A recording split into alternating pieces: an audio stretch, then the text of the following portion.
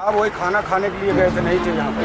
अगर रहते साहब तो अपन भी इसी में सोता बैठता, इसी में हो, लेकिन वो तो बारिश की वजह से बच्चे लोग कोई आए नहीं थे। खाना खाने के लिए घर पे गया था, बस इतना डिफरेंस हुआ। इधर वॉचमैन जो उनको बोल के गया था, भाई थोड़ा देखना, माल का ध्यान रखना। ये लोग सब बरामद यहाँ पे खड़े।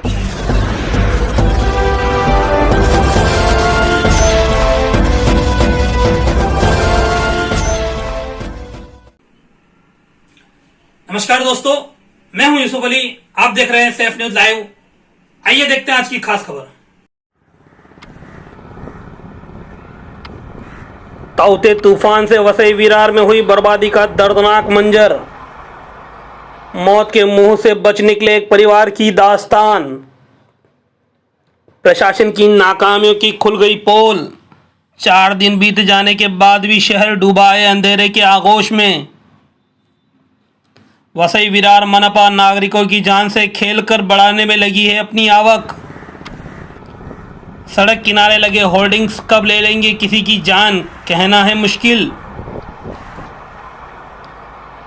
सोमवार के दिन प्राकृतिक आपदा जो कि तूफान का रूप धारण करके आई, जिसे ताउते चक्रवात नाम दिया गया था, इस ताउते चक्रवात में कितना कुछ बर्बाद हुआ, इसका सटीक अनुमान लगा पाना संभव नहीं है।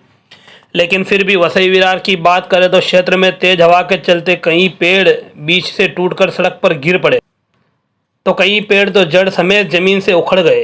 इन सब बड़े पेड़ों के इस तरह से धराशायी होने का सबसे बड़ा असर पड़ा बिजली व्यवस्था पर। क्षेत्र की बिजली व्यवस्था पूरी तरह चरमरा गई। कुछ जगहों पर 2 दिन के अंतराल में बिजली की बहाली हो गई, लेकिन वसई विरार के कुछ क्षेत्रों से गुरुवार सुबह तक भी बिजली गुल होने की खबर सामने आ रही थी। मतलब 72 घंटे से भी ज़्यादा समय गुजर जाने के बाद भी तूफान से चरमराई व्यवस्था दुरुस्त नहीं हो पाई। ऐसा नहीं है कि प्रशासन ने कुछ किया नहीं हो, लेकिन प्रशासन द्वारा उठाए गए राहत कार्य भी नाकाफ़ी ही साबित हुए। जिन क्षेत्रों में बिजली गुल रही, वहाँ क्षेत्रवासियों को पीने के पानी की भी किल्लत हो गई। प्राकृतिक आपदा से नुकसान होने में कोई कर भी क्या सकता है, लेकिन अगर बात करें मानव जनित आपदा की तो उसके परिणाम और भी गंभीर हो सकते हैं।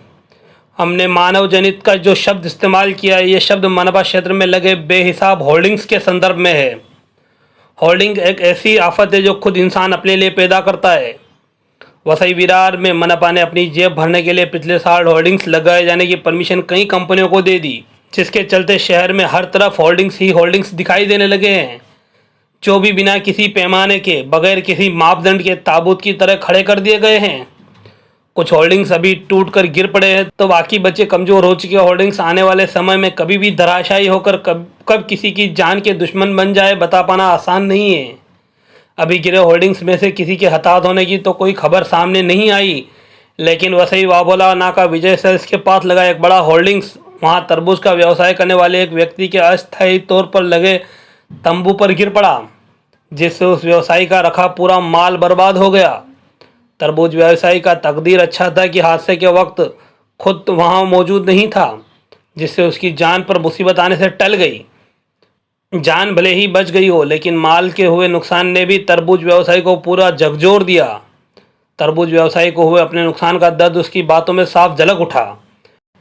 कुल मिलाकर चक्रवात तो कुछ घंटों में आकर चला भी गया, लेकिन अपने पीछे कई दर्द के निशान छोड़ गया। इस चक्रवात के बाद अब एक बार फिर हमारे प्रशासन को अपनी तैयारियों का जायजा लेकर अपनी खामियों को सुधारे जाने की आवश्यकता है, वरना भविष्य में फिर ऐसे हालात बनने से रोक पाना मुश्किल ही नहीं, नामुमकिन हो सकता है। Bureau report, safe news live. क्या नाम है तुम्हारा? जाहिद अली। ये जो होर्डिंग्स टूटा है, कब टूटा, ये हादसा कब हुआ? ये वही 5 बजे शाम को हुआ साहब। कब, कितनी तारीख को? कल 17 तारीख थी। अच्छा, ये किस तरफ गिरा? इस तरफ, मेरे माल की तरफ। फिर क्या क्या नुकसान हुआ आपका? मेरा 3 गाड़ी नुकसान हुआ साहब। काटा है, केरट है, और मतलब माल भी मतलब कम से कम 30-40 हज़ार का माल था।